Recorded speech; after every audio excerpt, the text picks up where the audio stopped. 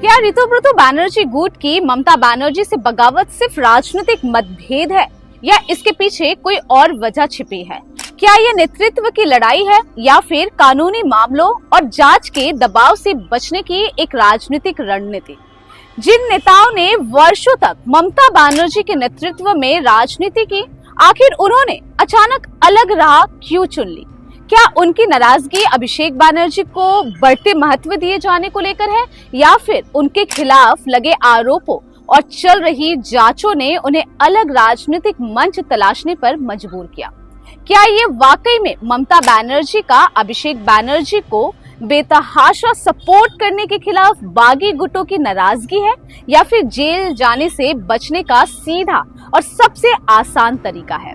आज सबसे बड़ा सवाल, क्या इन बागी नेताओं के खिलाफ इतने संगीन आरोप और क्रिमिनल केस है कि खुद को कानून के शिकंजे से बचाने के लिए इन लोगों ने ममता बनर्जी का साथ छोड़ दिया?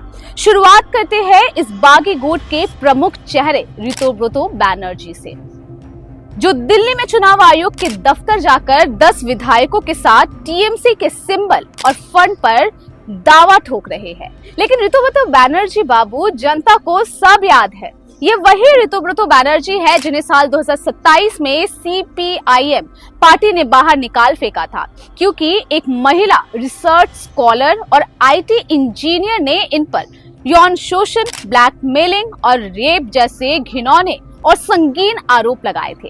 हालांकि ऋतुव्रत ने इसे रंगदारी का मामला बताया था, लेकिन कानून की फाइलों में दर्ज ये दाग कभी धुल नहीं सकते।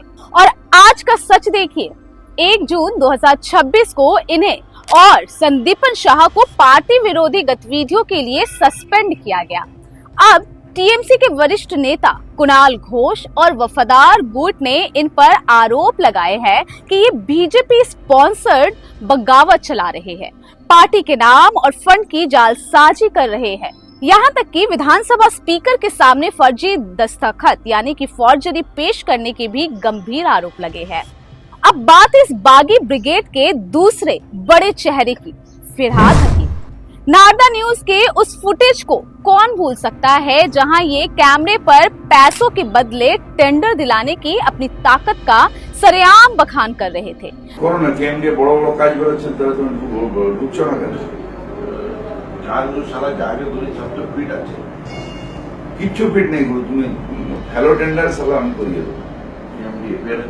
অনেক কাজ করেছে, রোজ কাজ করেছে, বিভিন্ন এরিয়া ইলেকশন পরে অনেকগুলো কাজ করে।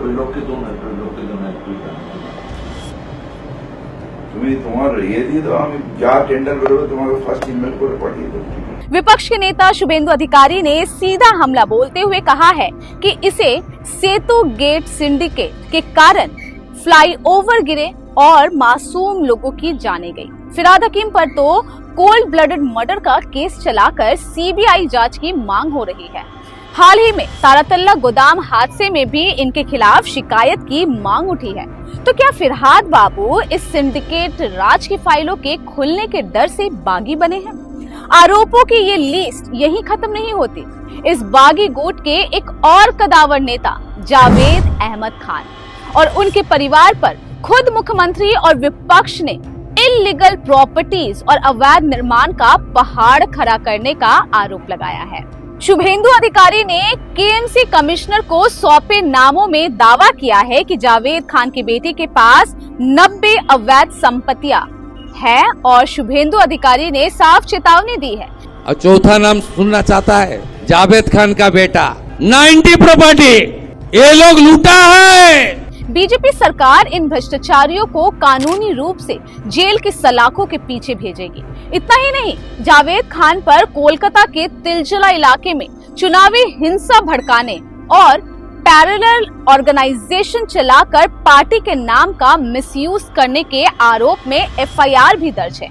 उन पर रेड रोड को राजनीतिक फायदे के लिए इस्तेमाल करने का भी आरोप लगा। और इस लिस्ट में अब आखिरी नाम है संदीपन शाह का। जिनके खिलाफ बीजेपी नेत्री प्रियंका टिब्रीवाल ने भ्रष्टाचार को लेकर सड़कों पर प्रदर्शन किया, जिन्हें ममता बनर्जी की पार्टी ने धोखाधड़ी करने और अनैतिक गतिविधियों के चलते पार्टी से एक्सपेल कर दिया था। ऋतुव्रत बनर्जी पर रेप का केस और जालसाजी का आरोप, फिरहाद हकीम पर नारदा और सिंडिकेट का दाग, जावेद खान पर 90 संपत्तियों और हिंसा का आरोप और संदीपन शाह पर भ्रष्टाचार की जांच।